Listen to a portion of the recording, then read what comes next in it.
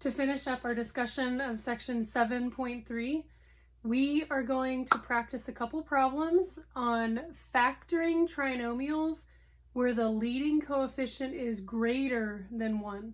So in section 7.2, we focused on just factoring trinomials where it was just y squared or x squared and it didn't have a coefficient greater than 1.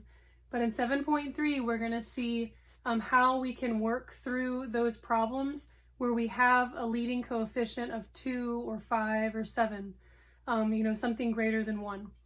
So it does add an extra step, and we're going to do a couple different, I'll have another video after this that will show you another way of working through the problem, but this way we're just going to kind of use the trial and error method. And so if we remember from 7.2 when we were factoring trinomials without a leading coefficient or just had a coefficient of 1, we know, he's a different color here, so I'll work on this first one here. 5y squared plus 16y plus 11. Our goal is to get it into those two sets of parentheses. So we know that we're going to end up with two sets of parentheses. Now on this one, before we were even to do that, we would always want to check to see if there's a GCF that we could factor out, because sometimes factoring out a GCF will leave us with a coefficient of 1, which is nice. But in this case, we don't have anything that we can factor out from any of the terms. So we're just going to have to go ahead and make our two sets of parentheses. So we know we're going to have a y because we've got a y squared. So we know we're going to have a y in each set of parentheses. And then we're going to have the second sign is a plus. So we come back here to see that both of these will be positive or plus signs. And then we look at our last constant. So our last term is a constant. And we're still going to do the same thing to get the first and the last. So in our first one, we're going to have to take the factors of it. For our last constant, we're already used to that. We're already used to listing the factors of the last term to see which factor pairs are going to work. All right. So because both of these are prime, you're going to have 1 and 5 and then 1 and 11. So there's really only one factor pair that we can work with for each. What we're going to have to do by trial and error is make sure we put them in the right place. All right. So I'm just going to go ahead and put a 1 here and a 5 here. 1 times 5 will equal 5. And then I'm going to put a 1 and an 11. So 1 and 11. So 1 times 11 equals 11. So again, we know to get the first term, we're taking the two first terms in our parentheses and multiplying them to get that. So 1y times 5y would be 5y squared. And then we're going to do the same thing with our last term. So 1 times 11 equals 11. Where it gets tricky when we have this leading coefficient greater than 1 is how do we get that middle term? Okay, so what we're going to do, I'll grab a different color here. Remember that when we get the middle term, we're multiplying the outside and the inside. And when we multiply those, that is going to give us that middle term. Okay, so 1 times 5 is a positive 5. 1 times 11 is a positive 11.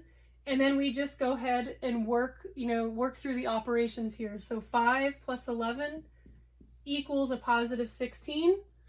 And that's what our middle term is a positive 16. So we know that when we factor this, we'll have y plus 1. And in our second set of parentheses, 5y plus 11.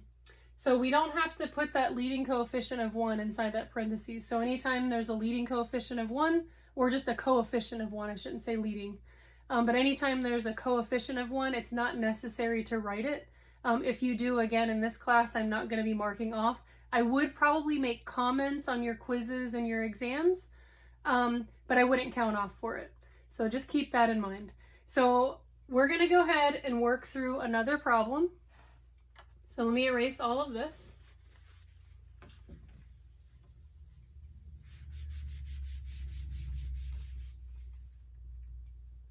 All right, and so I'll actually just erase this whole problem. So our second problem is 5x squared minus 17x plus 6.